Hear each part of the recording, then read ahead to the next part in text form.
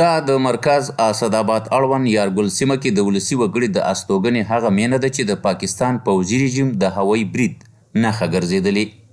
موږ په لاندې په دې سړک په غاړه ناست وو، نامعلومه داسې یو دم درز بروز جوړ شو، هر سړی په خپله دغه باندې شو. زموږ دا کلیوال زیاتره کورونه ولګېدل، دا مالونه هم لګېدلي دي، انسانان لګېدلي دي، څه زخمیان دي، روغتون ته انتقال شوي دي. په وخت باندې حکومتي چارواکي هم راورسېدل او هغوی هغه کومه وظیفه چې هغه خپله په وخت سره اجرا کړله. نور به دلته لګیا تاسو وینئ د سترګو لیدلی حال دی چې دلته دا مالونه پراته دي، دا کورونه ویجاړ شوي دي، کوټې دغه شوي دي. یو ګړز شو، د ګړز څخه چې راورسېدلم دا چجې مجې هلته جومات سر پرتې وې او زما په کور کې پرتې وې شیشې او چجې.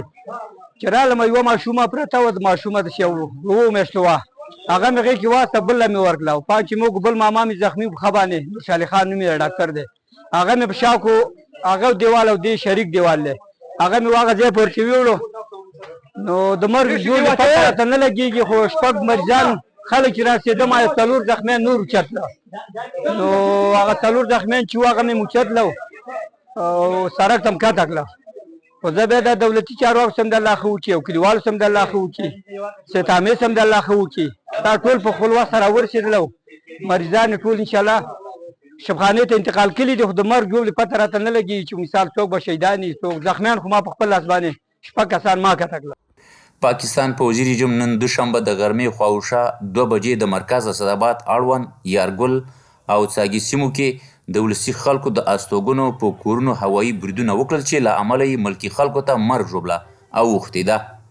دا مهال 3:30 بجې دي د ورځې او په اسداباد باندې د پاکستان د پوځي رژیم له لوري پر 2 بجې هوایي برید ترسره شو. په دغه برید کې ډیری د ملکي خلکو کورونه په نښه شوي دي. دا مهال موږ د اسداباد په ولایتي روغتون کې یو. د دغه روغتون د مسؤلینو په خبره تر دې دمه اسداباد ولایتي روغتون ته 45 تنه ټپیان راول شوي دي.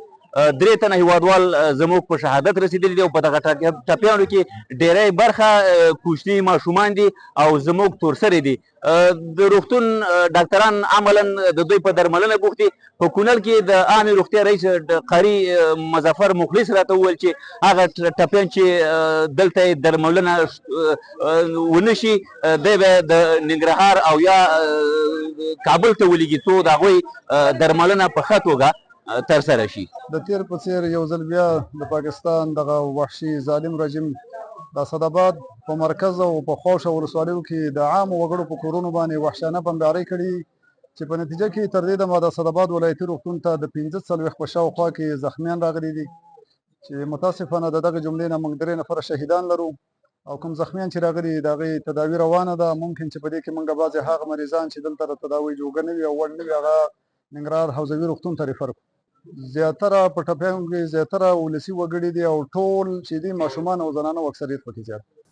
د یادولو ده چې پاکستان پوځي رژیم د مرکز اسداباد سربیره د ډیورند فرضي کرښې ته څیرمه د کونړ پرتو ولسوالیو کې د ولسي خلکو کورونه د هوایي او ځمکنیو بریدونو نښه ګرځولي چې له امله یې خلکو ته د سر زیان ترڅنګ مالي زیانونه هم اوښتي دي.